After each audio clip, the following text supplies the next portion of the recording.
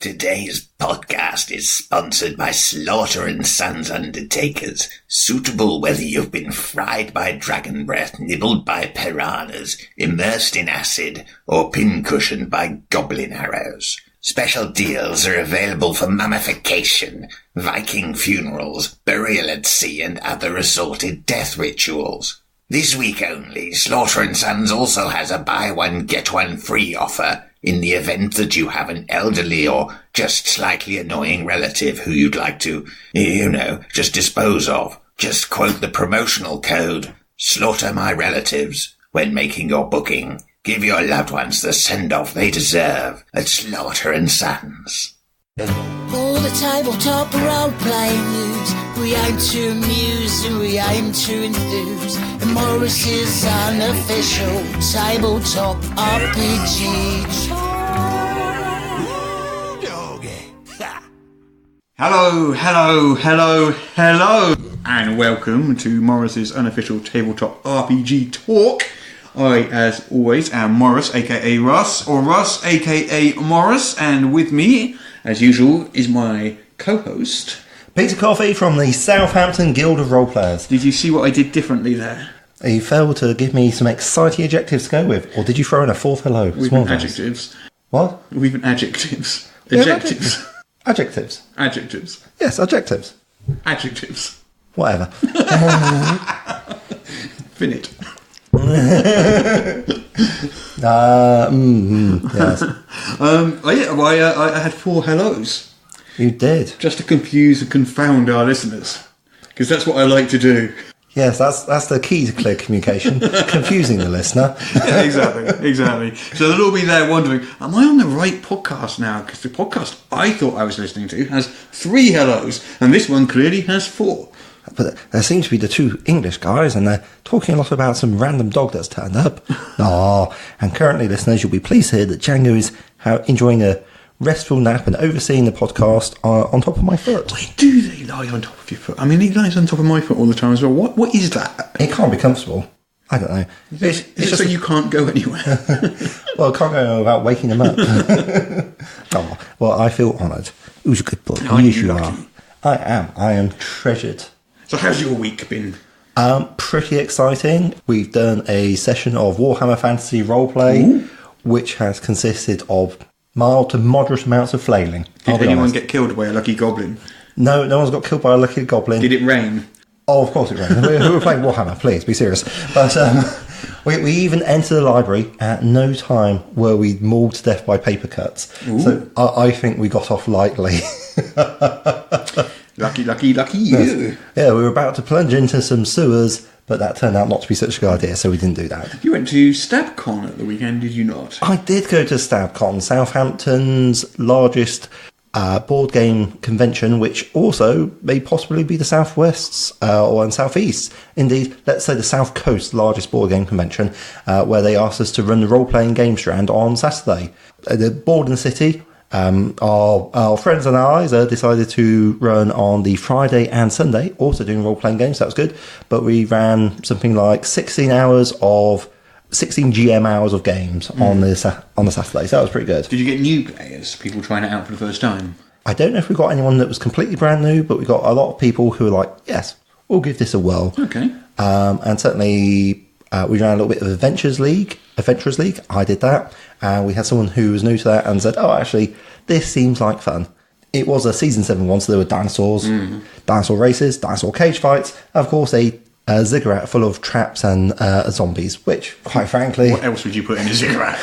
Quite frankly, well, exactly. Has an introduction to Adventurers League, and I can think of no finer. Fair enough. Yeah. Fair enough. Would you like to hear about my week? No, not particularly. No, go on then. I'm sorry, I shouldn't be so mean to you. It's a little harsh. I suppose I can pretend some interest. I spent the week interviewing people. Oh, yes. Is this for the admin assistant at Ian World? Oh, yes. Well, publishing administrator. Sorry, publishing administrator. Yes, it's a slightly better title than admin assistant. Yes. It's PA rather than AA. Well, I think it's more than an admin assistant. It's sort of helping run the company. Exactly. A excellent way to learn all about the role-playing game industry from the inside. So how many interviews have you done so far? I have done 8 so far. and I've got 2 more to do. Oh, wow. One of which I'm doing straight after this podcast. Like, as soon as you leave, pretty much, I'll be interviewing. Okay, listeners, so if there's a sudden sound, if I suddenly Should I just leave it recording? I think that might be a little unethical for many reasons. Yes. Hilarious it would be. Tune in for the extra content and find out more. No, I will not do that. The other thing I did this week was I made a brand new website. A brand new website? A brand new website. Oh, is that for those intertubes that I hear so much about? Yes. It is called rpgnews.com. I'm already liking the name, so long as it's about both role-playing games and news. Yeah, does what it says on the tin. Did you name this website? I did, and I know it's not my typical naming convention. Yeah. But what happened was I acquired the RPG News URL, the domain name, last week. Yoink. And it's a very, very good one. Oh, yeah, yes. Really good top-level domain name. That is a good name. It is a good one. So I thought, right, I've got to put this to use. That's right. So I got that off the previous owner who hadn't used it for a while. So I put together this site, and basically it's a sort of aggregator site. So it's very flashy looking. It looks very much like a sort of BBC News website or something like that. Oh, slicker than that. Yeah, much slicker. Yeah. And basically, it's basically links to news elsewhere. Okay. So I'm not writing articles on the site. I've basically got people submitting links, and then they just appear with a thumbnail, a link, and a little explanation, and then you jump from there to say an article over Wizards of the Coast, or an article on EN World, or an article somewhere else. Nice. It's sort of a meta news site, if you will. Yeah. Well, they're called news aggregators. Oh, yes. Well, they can call them news aggregators all they like, but I know a meta site when I see one. Yeah, so that's been what I've been doing for the last few days. Quite busy. Yeah, it sounds amazing. Okay. Is there any actual news to report this week? Actually, that doesn't count. Well, I suppose it could count as shameless self-promotion, for which we are given to from time to time. We've got a secret to tell the listeners about last week. We accidentally, when we were doing the news, I normally go through sort of EN World and work my way through all the news articles. Yes. But I start at like page 2 and then work my way back, so that they're sort of in reverse chronological order. So the older stuff we do first. Right. Generally. Yeah. But what happened was we did page 2 and I totally forgot to click over to page 1. So we missed half the news. And I was wondering why the news section was so short last week. And then straight after the podcast, I realised we'd done that. And what I had to do was I had to record those extra bits myself separately. And then Daryl had to take them and seamlessly edit them in so you couldn't... and split them up so you didn't have a long section without Peter talking. And I was just wondering if any of the listeners actually noticed. Well, listeners, were you bamboozled by Russ and Daryl's cunning schemes? If so, let us know on the Discord. We'd love to hear from you. I imagine if you listen back to it knowing that, you'd probably spot it reasonably easily. But of course. Once you know how it's done, much easier to spot. Well, hopefully we'll never do that again, though. Yeah. That was very much my fault. Very, very careless of me. Yes, we're blaming Russ, although Django has volunteered to be the volunteer scapegoat for today. I don't think he's a dog. The volunteer scapegoat for today.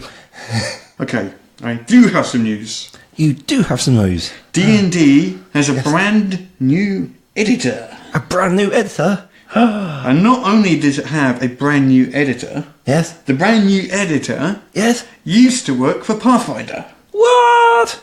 Okay, that's possibly less exciting than I made it out to be, but still congratulations to who is it? F. Wesley Schneider.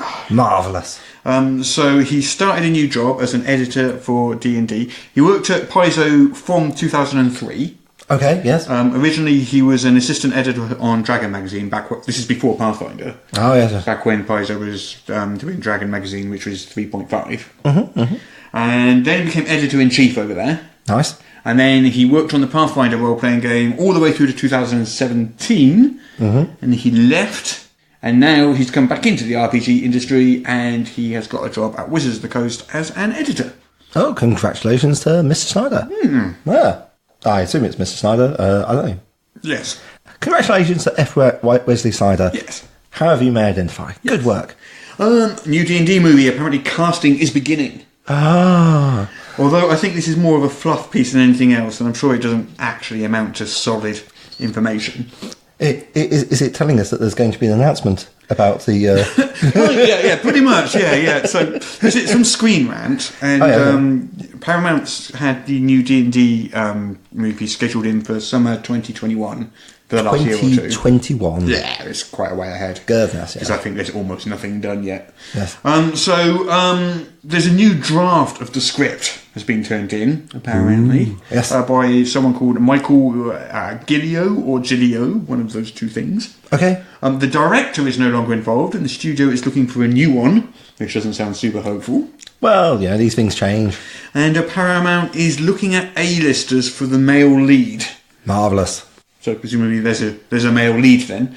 Spoilers. What? A male lead in a Dungeons and Dragons movie? Doesn't seem likely. Who would have seen this coming? Yeah. Well, at the moment it's slated for July 23rd, 2021. That seems very precise. Well, yeah, I think they just book in these slots and then try and make sure they've got the movie ready in time. Yeah. But there's been so many rumours over the years. I mean, originally it was being produced by Roy Lee, who produced the Lego movie. Yes. Then they were saying that it was taking a lot of cues from Guardians of the Galaxy, sort of style-wise. Presumably ensemble and kicking 80s soundtrack. Yeah, and well, maybe not that. but you know, lots and lots of actions, lots of special effects, lots of quips, I think is the... I would be disappointed if it didn't have such things. I'll be honest. Yeah. And then there were rumours that Joe Manganiello was writing it. And this was ages ago, but he... Are his scripts as good as his t-shirts? Well, he tweeted a picture of a script, and it was a Dragonlance, first page of a Dragonlance script. Ooh. And we know that over the years he's been meeting with Margaret Weiss and Tracy Hickman and stuff like that. So who knows? And now we've got a script from Michael Gillio. There we go. That's basically all we know. Well, there you go. It's plenty of time to play for. We've got, 2.5 years? Steve Jackson Games is going to be reprinting Robin's Laws of Good Game Mastering. Oh, how exciting. This is part of their Kickstarter for Dungeon Fantasy Monsters 2. Oh, yes, that bestiary that's coming out. Yeah. So, obviously, this book was originally published in 2002 by Robin Laws, and it's advice on running tabletop RPGs. Yes. And Robin Laws is one of those properly veteran game designers in the industry. Yes. You know, he's just won so many awards. He's behind so many really, really good games and supplements and stuff. The Ennies. The Ennies? Have announced that they are updating the categories this year. Ooh. It says the changes include a new category to recognise best layout and design, and the revision of several categories to provide a better clarity as to what they actually are for. Yes. Okay. The categories have been reduced by 1 to 23. Okay. And they're also saying there's only 5 weeks left for publishers to submit products for consideration in the 2019 awards. Just out of curiosity, what's the revised Ennies looking like? Well, it looks pretty much the same as it was, just a couple of different categories. Yeah, best game, do they still have best rule set? Yes, best game, best rules. Yeah. Like I said, the only changes, there's a new best layout and design. Yeah. So what is the submission date? The submission date is May the 4th, 2019. And where on earth do people send submissions to? There's an address on the Ennies website. Okay. If you go to the... what's that? There's a submission form, you fill it in, you get the address, all that stuff. Any-awards.com. You can go there and submit to the Ennies, and with a bit of luck, you could be in it to win it. Because if you're not in it, you can't win it. That is very true. That is very true. You cannot win things you are not in. It would be very impressive if you did. We have got here Fumble Deck for Starfinder. Oh, how exciting. So this is a deck of cards. Yes. And it's got, don't know how many, 60 odd cards. And basically each time you fumble, which is a natural 1 and the attack misses, you get these wacky fumble effects which take place. A natural 1 and the attack misses. Yes. Oh, okay, so if you roll a 1 and you add your, I don't know, what is it, to hit, base attack bonus, whatever, to it, and that doesn't meet it, that's the miss. Not auto miss. Yeah. Okay. So for a fumble, it's got to be both of those things. Yeah. Okay. So each card has a critical fumble effect for a kinetic attack, an energy attack, and a spell attack, and a fourth attack effect called an extreme effect, which instead happens if the damage type, attack type, or weapon category matches that effect's description. So we've got an example. If you're throwing a grenade, Yes. and you roll a 1 on the ranged attack, Yes. maybe you throw the pin instead and drop the grenade right at your own feet. That seems like an avoidable error, I'll be honest. You could almost describe it as a fumble. Oh, I see. I see what you did there. Yeah, it's very good, very good. Or if that husk of a corpse folk rolls a natural 1 with its static arc pistol, it might shock itself with its own weapon, causing a random piece of its technological equipment to stop working for 1d3 rounds. There we go. There's also a critical hit deck which came out previously. Yes, yeah. So it's not all bad. Would you like to win a trip to PaizoCon? Would I? I don't know, would you?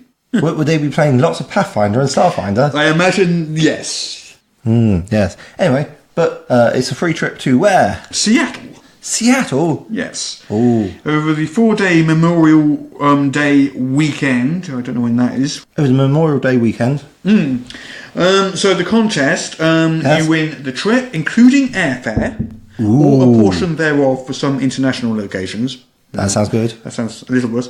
A hotel room at the Doubletree, which I am hoping That's a hotel. is a hotel. Yes. Not an actual tree. That's A 4-day pass to PaizoCon, and a ticket to the PaizoCon banquet. The banquet's where they do all the big presentation and all the big reveals and announcements. Okay, I have Memorial Day as Monday 27th of May.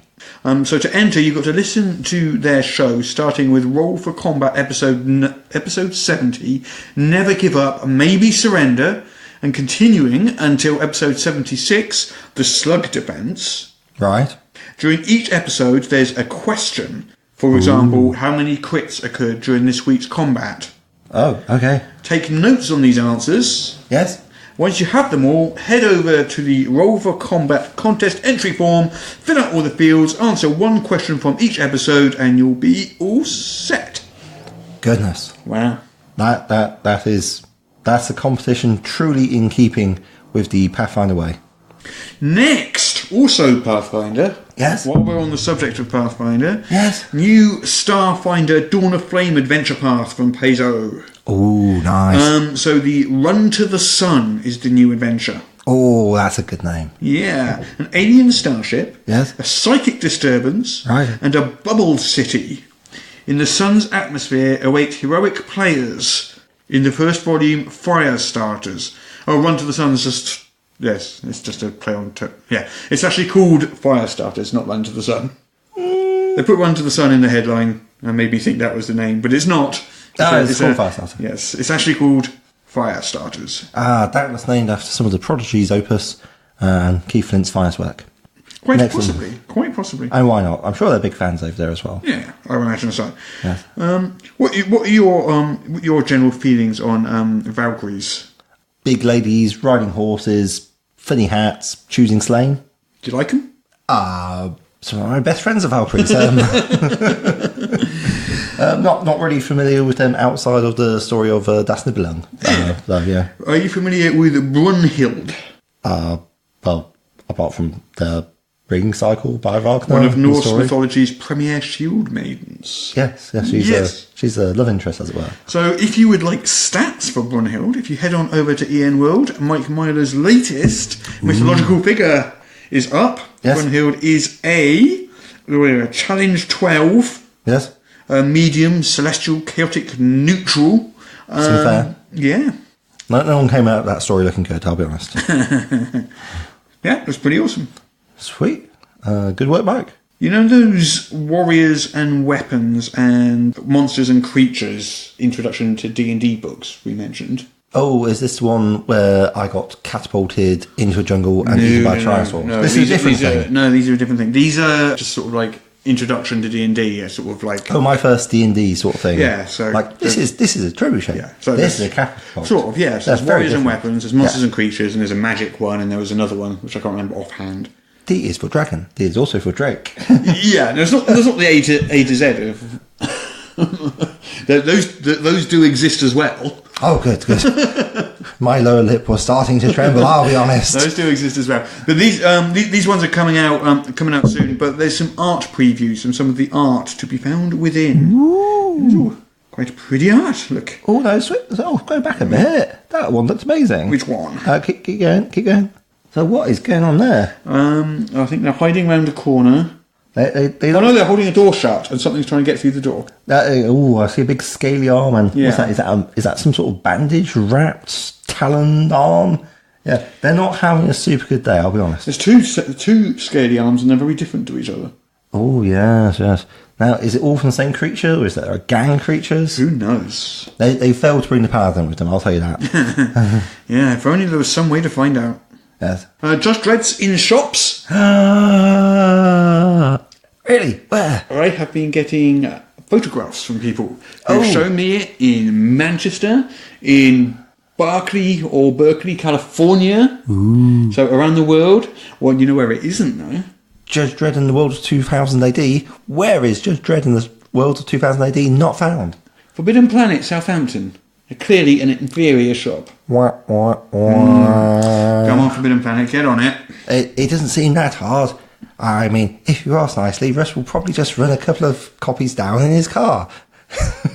Yeah. So, if you are near a Forbidden Planet, and especially if you pop in, make sure to ask about Judge Dredd. If enough people ask them about Judge Dredd, hopefully they'll think, oh, maybe we're missing out on this title we should have. And maybe we could sacrifice 1 inch of the 45 acres of space we've given to D&D for a single Judge Dredd book. That would be lovely. No, don't. But then they might have to detract from the solid 1.5 that they're going to call a Cthulhu. Yeah. So I don't know. I tweeted them asking when they'd be getting it in, yes. And if just people would just to generally ask, hopefully they'll sort of become aware that it exists. Yeah. Yes. Right. I think that is it for the news. Does that mean it's time? Time for our favourite game in all the world. Is it? Yes, it is. Huzzah! Let's do it. Woo! It's the game where I read out the names of Kickstarters and you try and guess what they are. Yes. Just the name. So, Snowhaven. Ooh. What is Snowhaven? I don't know, but it's an awesome name. I'm going to tell you it's going to introduce a new word to your vocabulary, which you are either going to love or hate. A new word? I see. Would this be a word that they have created especially? For you, yes. Marvellous. Snowhaven is a setting based around some sort of Arctic, potentially mountainous region. You know what would be awesome if it's sort of like set in a sort of fantasy version of Alaska where you're dodging polar bears and wendigos and I don't know if everyone's going to be Inuit, but what do you mean by dodging polar bears? Like someone's throwing them at you? Oh yes, of course. They're quite large. Someone's firing polar bears at you. You just they float it into a trebuchet or something and launch it straight at me. Cool, that'd be a bad day out, wouldn't it? That would be a terrible day out. Or the best one ever. So I'm hoping some sort of setting where it's all blast stuff and Snowhaven. I'm hoping it's a third-party setting for 5th Ed D&D. How am I doing? Damn it, Coffee. Yes? Is this suspenseful? No, not in any way. It's terrible podcasting, but it's not suspenseful. I wonder if I could play the countdown music. I'm going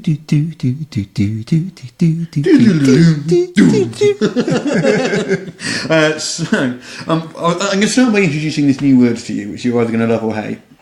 Snowpunk. Ooh. I'm listening. I'm not sure yet. My natural instinct is to love it with all my squirrely heart. So it's, what does snowpunk involve, Mr. Morrissey? Well, pretty much exactly what you just said. So it is a fantasy setting for D&D 5th edition. Yes. Perched on the edge of a snowbound wasteland. Cut off from the outside world by icy seas for half the year and snowed in all year round. Brilliant feats of engineering keep the city warm and habitable even during the depths of the worst winters. And if you're a listener in Alaska, please get in touch with us and let us know if you think that's an accurate and fair description of where you live. Oh, there you go. So you got that spot on. I grudgingly have to give you 8 out of 10 for that. Why only 8? Just I'm in a bad mood. There we go. There I was. Oh no, I see on the spreadsheet now. Yes, there is a little box saying if you're in a bad mood. That seems legit. It's all written down in advance. Snowpunk. Yeah, I could get behind that. All right, then this one. Are you ready? Yes. I'm listening. What is Yes. the Vale Inheritance? Ooh. Well, traditionally, when you're talking about veils, you're referring to some sort of reference to the supernatural there. We could... Or a thing you wear at a wedding. The veil inheritance. So I'm going to exclude the wedding hypothesis because it's coming from you and it's therefore a clear red herring. Yeah, because I really thought I was going to fool you there. I can neither confirm nor deny those rumours at this time. The veil inheritance. Let's go super obvious. It's where you get something. Maybe it is even actually a veil, but what this mystic veil does is it lets you see into the otherworldly domains that are constantly surrounding us, separated by us from a slight wafer-thin slice of reality, and has part of the people who have been touched by the inheritance. You know what I think? Actually, I think it's like this sounds like an adventure. I'm hoping for Call of Cthulhu because I would totally play that. Call of Cthulhu, you've got some sort of inheritance and things go completely supernaturally sideways for glorious fun. Excellent. You've scored a wonderful -8 points. Yes. What did you score for the previous one? 8 points. That gives you a total of... Well, it's not a number you can divide by. Well, you know what happens if you try to. The spreadsheet gives you an error. The world ends. For us, safe systems of work dictate that you should minimise the amount of world-ending events that you can accidentally cause with your spreadsheet. I can't help but feel that having 2 world-ending events is 2 more than is required for a truly, properly risk-assessed Listen, method. it has been through health and safety. The health and safety department has approved it. I'm in the clear. You can't argue. Why is Django wearing a bib marked health and safety? If he licks it, that is not the same thing as passing it. Anyway, Yes. the Vale Inheritance Yes. is a biopunk tabletop role-playing game. I see we've entered a new phase where if you whack punk on the end of something, then that becomes your instant new Yeah, we selling do point. seem to have a punky theme so far. Yeah. Okay. So we've got bioengineered bounty hunters taking on challenges in newly colonised space. Awesome. Not quite seen in relation to the name. I would be confused, but not disappointed. So there's a role-playing game called The Vale RPG, which is a cyberpunk RPG powered by the Apocalypse engine. And this... Yes. So the Vale RPG is basically a powered by the Apocalypse game. You can just call it PBTA. And the Vale Inheritance is a supplement for the Vale RPG. Interesting. So in the Vale, humanity has the technology to perceive both the digital and the physical in a blended, hybridized reality. Some might say an augmented reality of some description. I guess, yes. Yes. That's old-fashioned. Neurochips that are planted into almost every person. Neurochips. Neurochips. They have neurofish as well. I know, I do love a nice plate of neurochips. Neurochips and fish. Okay, the next one. Yes? Because you're currently at 0, which is unfortunate. Yeah. Manifest, the RPG. Could you say that first word again? Manifest. Manifest the RPG. I am going to go with it's an RPG all about playing out Manifest Destiny, which could potentially be the story about how you're resisting the invasion of North America by colonial settlers who are coming to give you diseases and ruin all your stuff. That is definitely a thing it could be. Yeah, or it could be a thinly disguised version of this where you are playing Zed Settlers and you're invading some sort of alien world either through the joys of Portal Fantasy or by a sort of sci-fi MacGuffin style thing, and you are are role-playing this out and you get to find out that you are the bad guys. I'm hoping it's one of those two things. You got to pick one. Do I really? Yes. Ooh. I'm going to go for the second one because people might buy that. The sci-fi version. The sci-fi cum fantasy, yes. So, an exciting and immersive sci-fi western tabletop role-playing game. Yes?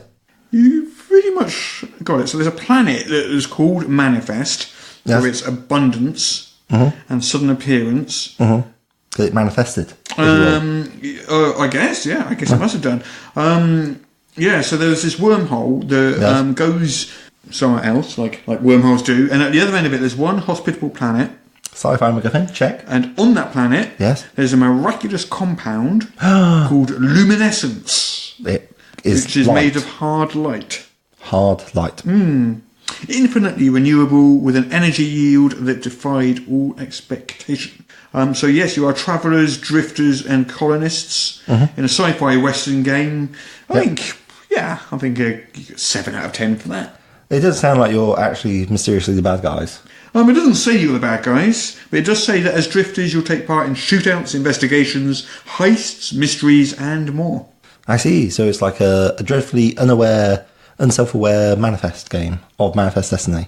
Yeah. Okay. Well, that's certainly a thing you can do. What are they running it in? That is the Fistful of D20s. I'm not familiar with that system, but I guess it uses multiple D20s from the sound of it. Well, fair enough. Right then, I think that is it for our favourite game in all the world. Huzzah! I'm excited to announce that later this year we will be revealing our new D&D storyline. Cool. When will we be announcing that? We will be previewing that announcement in due course. Previewing the announcement? Can't wait. When do we get to see this preview? That will be revealed in a trailer very soon. Okay, right. I do like a good trailer. When's that due out? You'll find out soon enough when we launch our teaser for the trailer. Yikes, I'm getting a bit overwhelmed here. Okay. Well, I guess I'll have to wait for the teaser. That's soon, right? Of course. Just wait for our press release, which will tell you exactly when you can see the teaser. I feel like I'm following breadcrumbs in a deep and dark forest. Is there no end in sight? Don't worry, D&D fan. We know how much you love being teased about new D&D stuff. That's why we have a podcast coming imminently, which will preview that press release. I must say, I've never seen a press release previewed before. I guess it's worth listening just for the novelty. A podcast, you say? When's that on? That would be telling. Well, yes, that's kind of the idea. Very well. I can tell you this.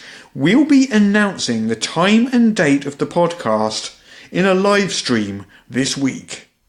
Okay. I think my brain is about to melt. Okay. I'll bite. When is this live stream on? It's on at 3:30 a.m. on Saturday morning. The perfect time to reveal important information. Be sure to wait up for it. So, let me get this straight. There's a live stream, which announces the date of a podcast, which previews a press release, which reveals the date of the teaser for the trailer, which will let us know when we will get a preview of the announcement of the date of the reveal of the new D&D storyline. That's it exactly. Do you think we've made it too easy?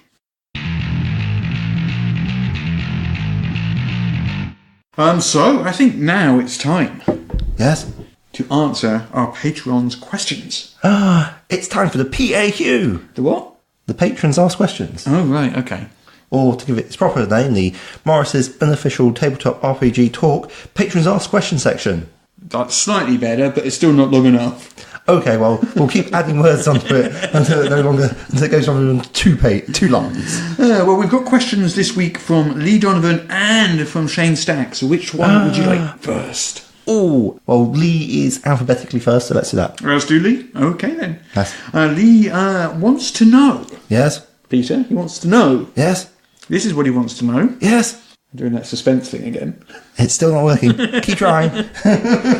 He wants to know what is the most outrageous player plan you have seen that has actually worked out in game. Well, there was this one time playing Scum and Villainy where we were blagging our way into an Imperial base. It was going super well right up until the point when it wasn't, and we found ourselves face to face with Grand Admiral Moff Tarkin, who had questions for us. Pointed questions involving interrogation droids. At which point, I felt I had no choice but to pull out a thermal detonator and say, look, I'm holding a thermal detonator, but I'm not going to blow us all up. Why don't you give us a job? And You said, what's the most outrageous plan that you found worked? so you got a job. I didn't expect it to work, but I got lucky. Fair enough. Yes. Fair enough. My players aren't really the planning types. I mean, on the last Thursday, so they were trying to work out how to infiltrate this funeral and replace the necklace around this dead lady's neck. Oh, yes, yeah. And so they're standing on top of the theatre opposite, which I conveniently had there, full of costumes and other ways in which they could make themselves, look like things that perhaps they weren't. Ideal for infiltration, one might think. Some sort of disguises, you say. They did not avail themselves of these. No. That was great Instead, talk. they spent the first half of the session, at least half an hour later into the session, they were still standing on top of the theatre, still having made no progress whatsoever. Scratching their whatevers. I don't know, one of them had 7 cigarettes and made 2 phone calls, but other than that... Was that the player or the character? It's always worth checking these things. So yeah, not... Outrageous plans that you've seen I'm trying work. to think of outrageous plans that have worked, and I just... What about outrageous plans that just failed completely? I'm just trying to think of plans full stop. They're not the playing breed, is what you're saying. Do any of them listen to this podcast? They must have done. I think maybe one of them does. Ooh, well, charge us down. Put an outrageous plan, and then give Russ puppy dog eyes when he tells you it doesn't work. He's the best one, though, so that's fine. Oh, okay. There's no favouritism here. There totally is. He likes you best. What was I can't, honestly, I can't answer the question. I cannot think of even a plan, let alone an outrageous one, which worked. And someone must have made a plan at some point. It sounds like you need better plans for your games. Or a better memory. Yes, there is that. Yeah. Well, these tell me an anecdote from the depths of your past questions really confound me. I can't remember last week, let alone 12 years ago. Oh, okay. Well, there we go. So I did my best. I'm really sorry, Lee. I tried. Well, since I couldn't answer that question, we'll move on to his other question. So yes. I do apologise deeply, Lee, for being such a failure in answering that question, but I can answer this one. He has 2 questions. Yes. Outrageous. Lee wants to know, what's the first game you played and... This is 2 questions. What was the first game you played and the first you GM'd? Oh, tricky one. Sneaky 2. Well, I can tell you that the first game I played was a Warhammer Fantasy Battle boxed set. And the first one I GM'd would have been the same game. Okay. So a homebrew of your own creation using the Warhammer battle rules. Yeah. We just assumed you'd have started off with D&D. And the D&D would have been the second, and it would have been the basic set, which we played for... I don't know, I honestly can't remember, because I would have been 12 or something at the time. What's the first game you played and the first you GM'd? Well, probably the first proper role-playing game would have been the adaptation of Fighting Fantasy. I can't remember exactly what it's called. It's like, it's not Out of the Pit. I think it might have been Titan or something like that. But yeah, it was all about you are the director, and they use very much a film model, which I sort of forgot about and then have returned to. I'm like, okay, that's actually a really good way to do it. Not so much that you're the director, more that you're the film editor. It's your job as a GM to do lots of jump and slam cuts. And I actually got to play that one because my little brother ran it for me. In an unlikely turn of events. Blimey. Yeah. First game I GM'd would be an ill-fated 3.0 game, I believe. But it was certainly under the Open Gaming License because I was at university. So that was circa 2000. And it was just had all the rules online. So I was going through that. And I put a lot of effort into making an exciting archipelago-based campaign. So there could be lots of sailing ships going back and forwards. It's where one of my favourite moments as a GM occurred, which was where the players were absolutely bricking themselves because they couldn't see what was going on. They hear like little from the undergrowth around them. They get the occasional flash of purple, And any situation where a horde of velociraptors pouring out to try and eat your face is a welcome break of tension. It's, I think, quite an exciting experiment where I'm just basically rediscovering for myself the sort of thing that Steven Spielberg and what's his name, John Carpenter discovered ages ago, which is that if you don't show them what it is, it's even more scary. And actually, I had a massive break from GMing after that, because in that same campaign, somebody told me that I was the worst GM ever. I should never GM again. Nice. I know. And then several years later, I actually ran into someone who was also a player in that game, and it came up in conversation, because that was like probably close to the last time I seen them. They're like, "Oh no, your game was really good. It's just that guy was a bit of a thing." So I was like, "Oh, amazing how these things happen." Yeah. Be kind to your GMs, kids, otherwise they will stop running. True story. Well, our good friend Shane Stacks has a couple of questions. Questions from Shane. He wants to know, yes, what is your favourite gaming moment / memory? Ooh, there are so many to choose from. My favourite gaming moment from the last weekend was the bit where it became apparent to me that one of my friends who was carrying around a large barrel of gunpowder, it basically became Chekhov's barrel of gunpowder. It was revealed in the first act, and therefore it had to explode in the third. So I was delighted to be able to introduce it to a length of fuse, which might have exploded at any time, but it was very dramatically appropriate to escape from the castle whilst it exploded from a barrel of gunpowder, and we were making our way out from the underground cavern via Pinnacle to a waiting fishing ship to escape the prisoners away. That's very cool. I think mine might be a 24-hour Dragonlance session, where we went through as many of the modules as we possibly could. I think we got to like number 7 or number 8 in that 24 hours. Nice. Because we were kind of speed running it a bit. Yeah. But yeah, we were over at my friend's house, and we must have been 15 or so, 16. I'm not sure how old we were. Anyway, so there was 4 of us and the GM, and stayed up all night, 24 hours solid. Sweet. Going through, and also I seem to recall for some reason we were using the Rambo First Blood soundtrack as the background music, and somehow it was magically fitting in with every single situation that arose. Marvellous. Like every time a combat started, somehow the sort of dramatic music was suddenly kick up, and it was like, how's that happening? Roll with it, man. The hallucinations tell me so. Yeah. I think. If we're including 24-hour games, then I think my one and only one has been absolutely amazing. It was actually in Southampton. 24-hour games. We were playing through the Curse of Strahd, and that was actually the first time I got to play 5th edition Dungeons and Dragons. Did you finish it in that 24 hours? Yes. Yeah. Yeah, absolutely. It was getting close to, I think it was like 10 o'clock in the morning. But yes, we managed to do it. There was a lot of having to try and keep focus, because by that time we were very, very tired. So Shane has one last question. Oh, yes. What is your ideal con? By which I assume he means convention. I am choosing... Not confidence trick. Humbug, I say. I think we should answer both questions. You choose one to answer, I shall answer the other. So what's your ideal con? I've been to quite a few sort of 4-day cons, like Gen Con and stuff like that, and I really, really enjoy those. Oh, you should go to Contingency.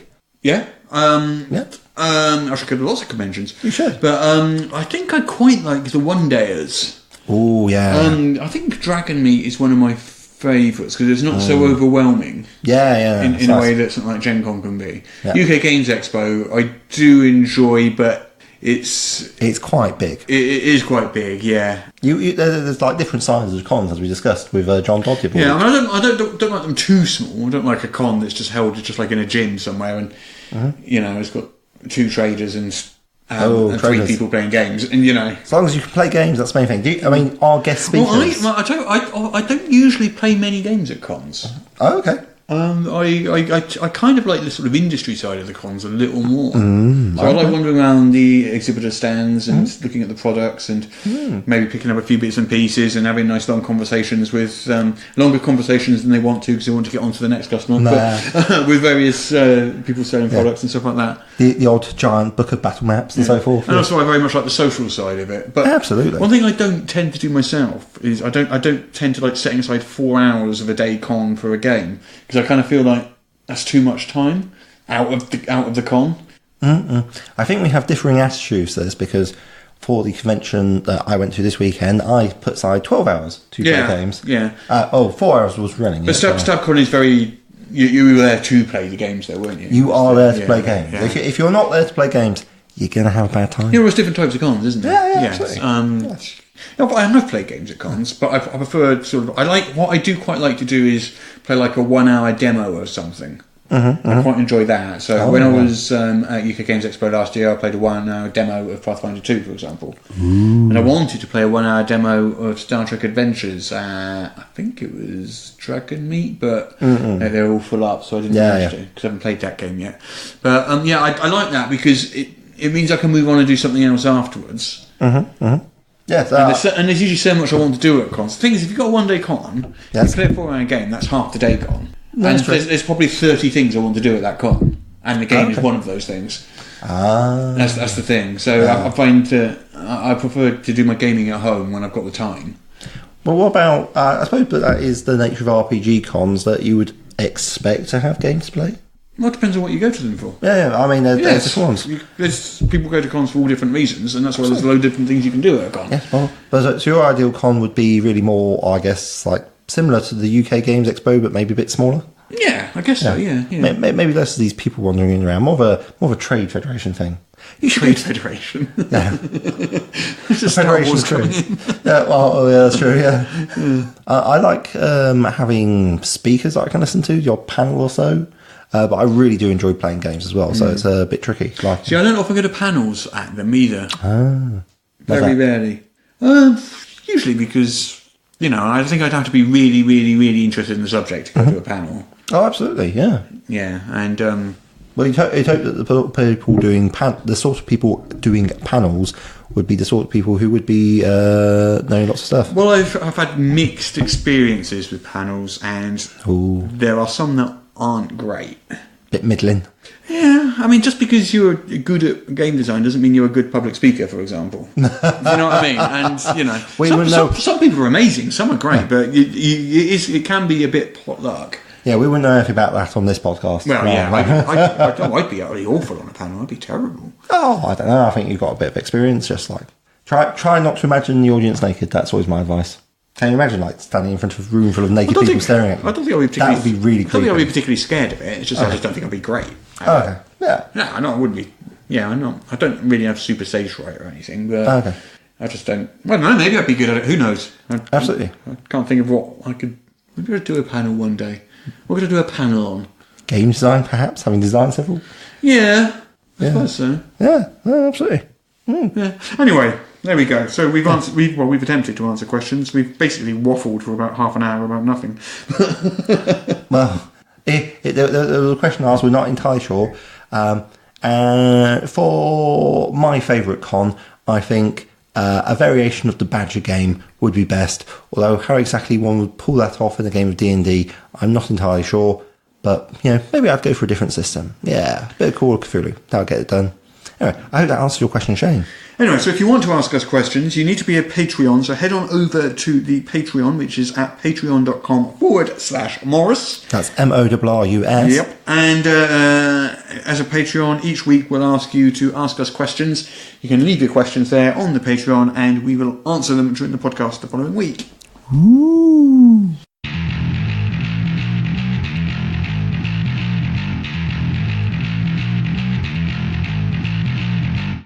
So, what are the biggest RPG crimes? So I asked over on EN World. Yes. And we got quite a lot of replies. So I thought we could just wander through these and just pick out some of the interesting ones. So what are the worst things that you can do at an RPG game, either on the player or the GM side?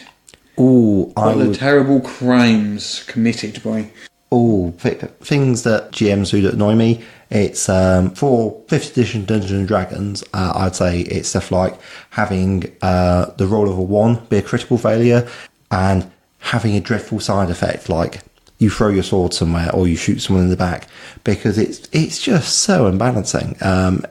I having looked at the game, you can make characters, especially bards, and never make an attack roll, therefore making you immune from the quote hilarity unquote of such things. Whereas you get to like a fighter with say 4 attacks and they have a 19% chance of chucking their sword or similar hilarity when they get like 4 attacks. It's just a bit rubbish for us, I'll be honest. So we got some here on the thread. I'm just going to sort of read out some of the ones that they've got. So, what do we have here? So, the obvious one, and I think probably the one that's at the top of many people's list, is players cheating. Oh, there's no point to that, is there? You're only cheating yourself. It does seem... I mean, I kind of have two minds of it, because I used to get really, really annoyed by it. These days, it still annoys me, but I just kind of think, if that's honestly how you enjoy playing a game, I just can't be bothered to fight with you about it. You know what I mean? Unless you're actively ruining it for everybody else. Yeah. It just makes it less fun for yourself, makes it less fun for people. It does. Yeah, it is. Worse stories. I just don't understand the point, just because I find games more fun when there is risk. Oh, absolutely. And if there's no risk, then... and rewards matter less.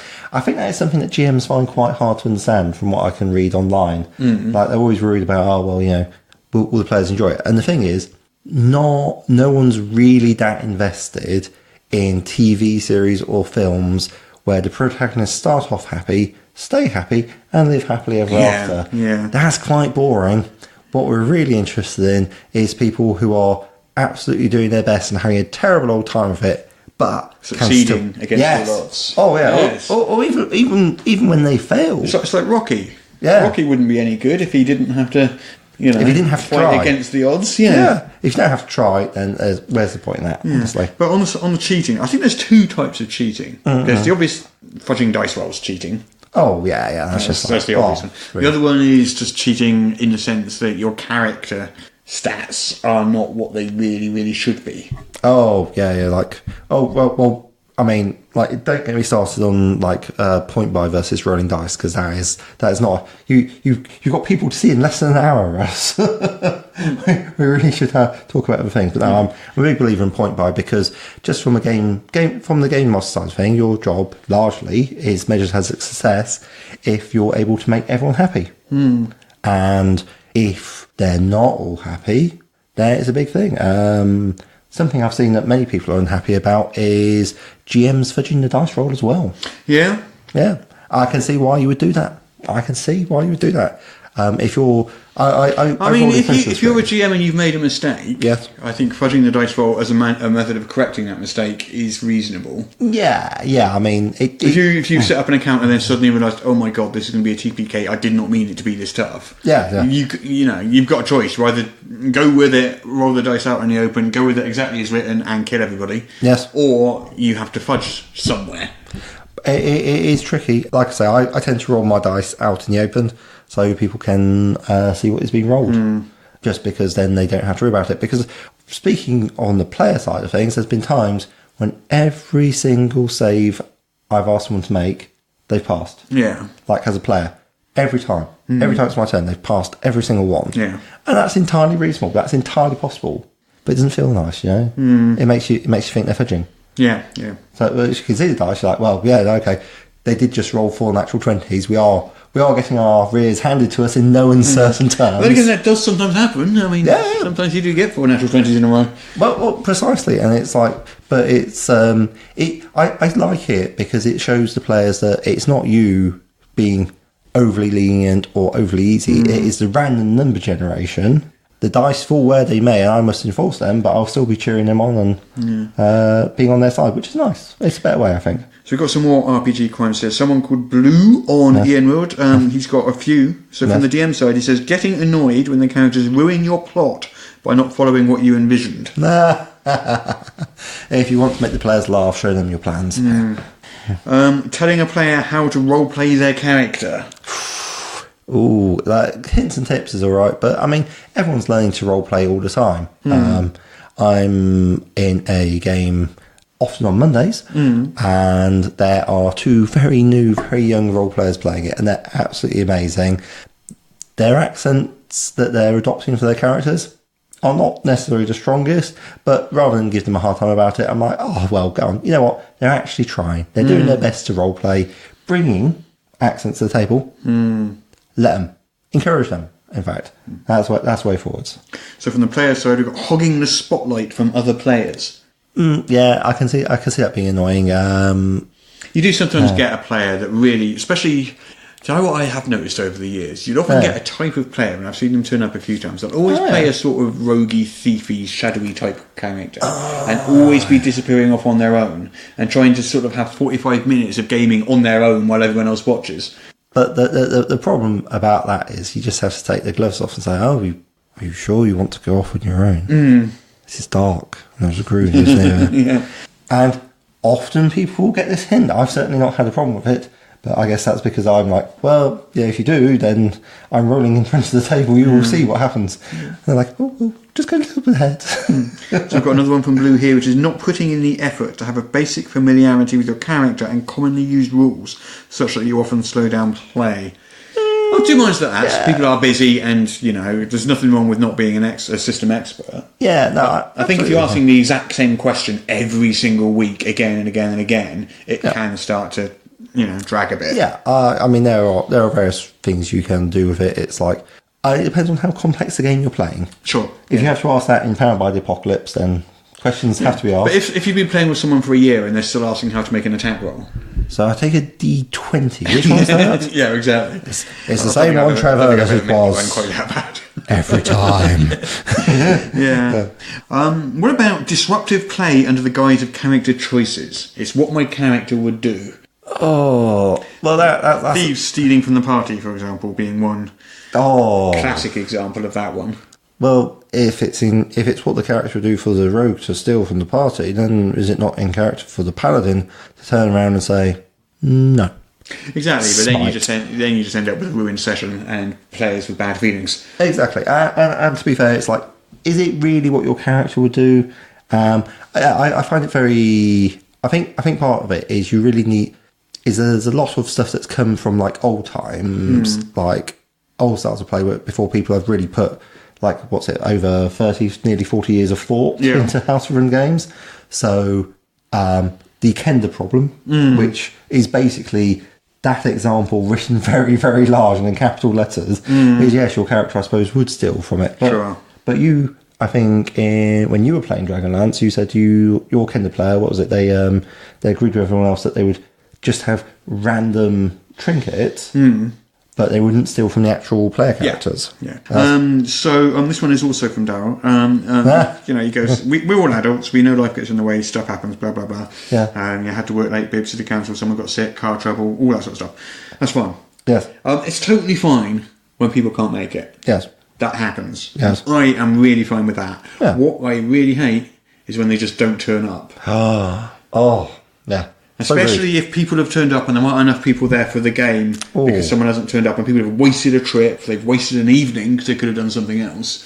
I think it's really disrespectful of other people's time, unless it's an actual emergency. Yeah. Oh, I mean, it's just one of those things. It's like, well, I need to because of X and Y, and that's fine. Just let people know. Yeah. It's like, and especially if it's the same emergency cropping up every week, though, it's like, well, but then there's always a question of like, not everyone's always going to be massively into RPGs. Hard to believe, I know, but if they're not, make sure that you're spending time with them because they want to see it. But talking to people like an adult is a strong choice in many cases.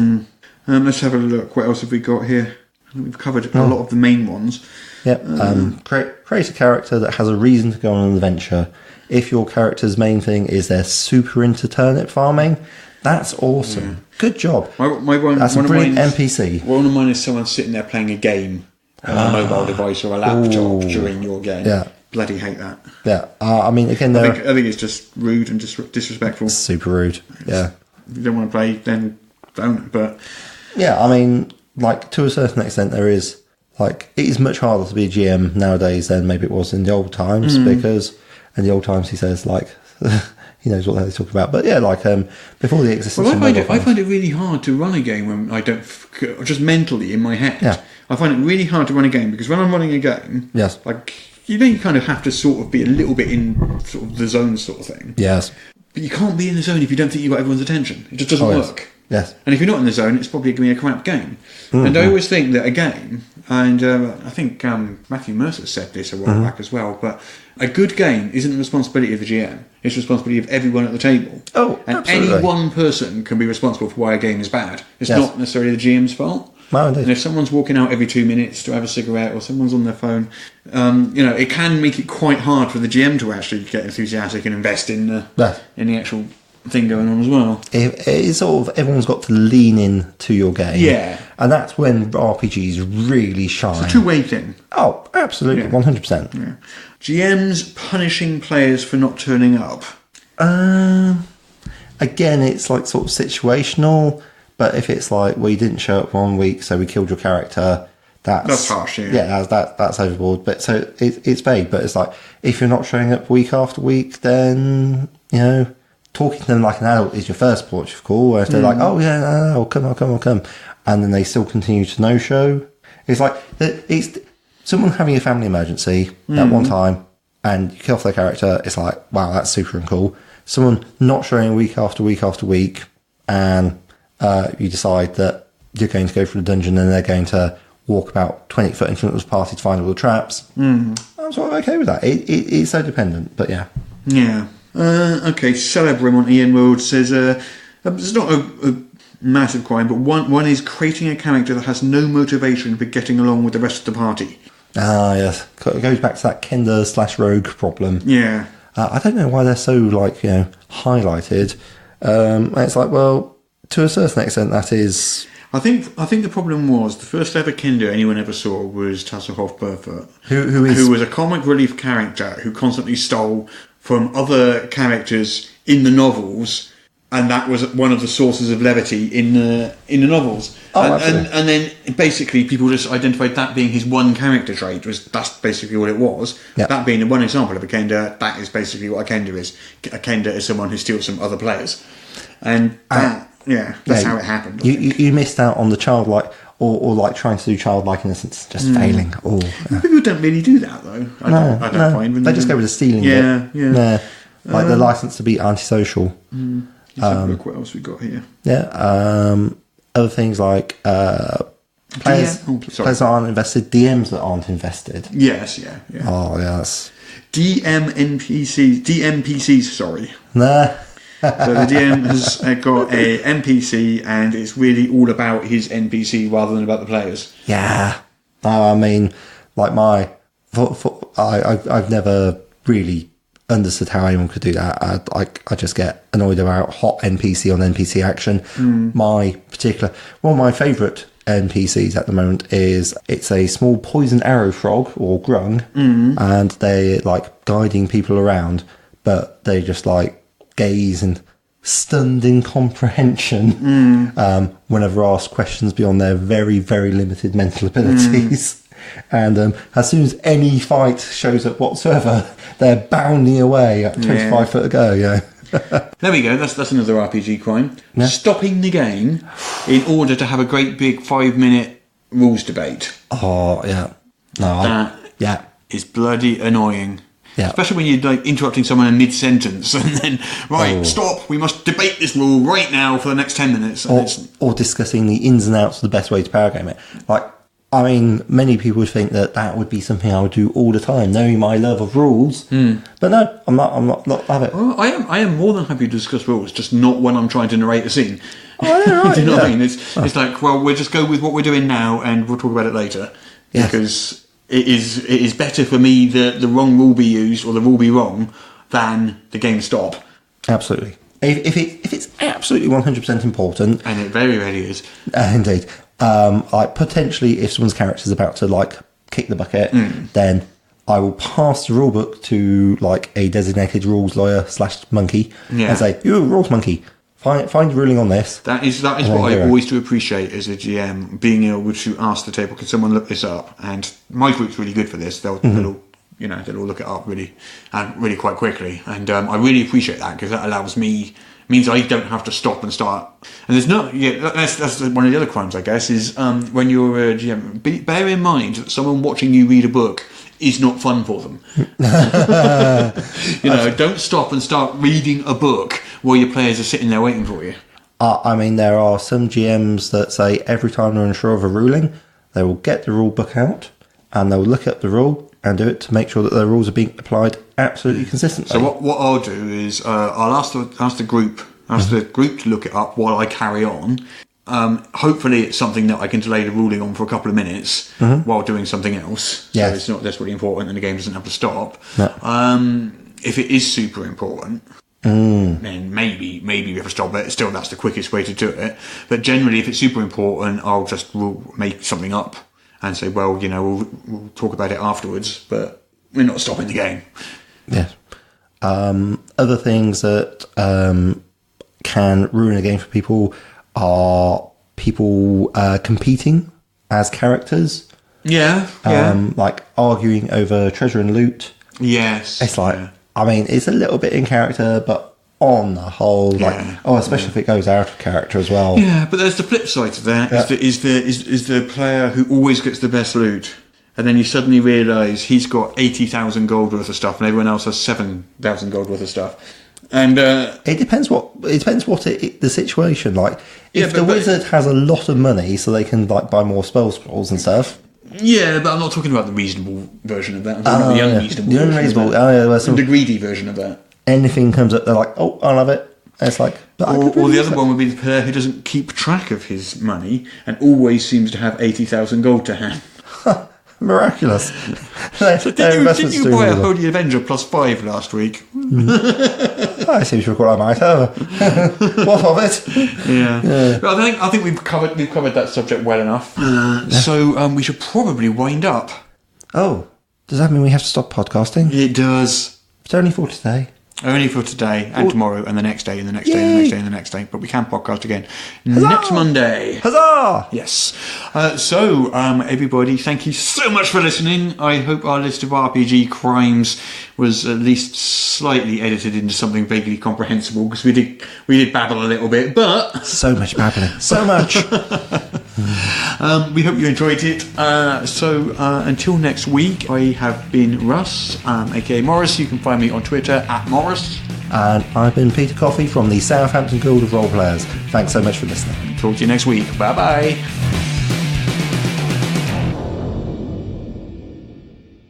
What? Oh, is it over? I was taking a nap because they were so boring. I think I'll probably torture Russ a bit this evening, just to amuse myself. Maybe the rack. I'm sure I'd enjoy stretching him out a bit until his bones crack. Maybe it'll improve his terrible posture.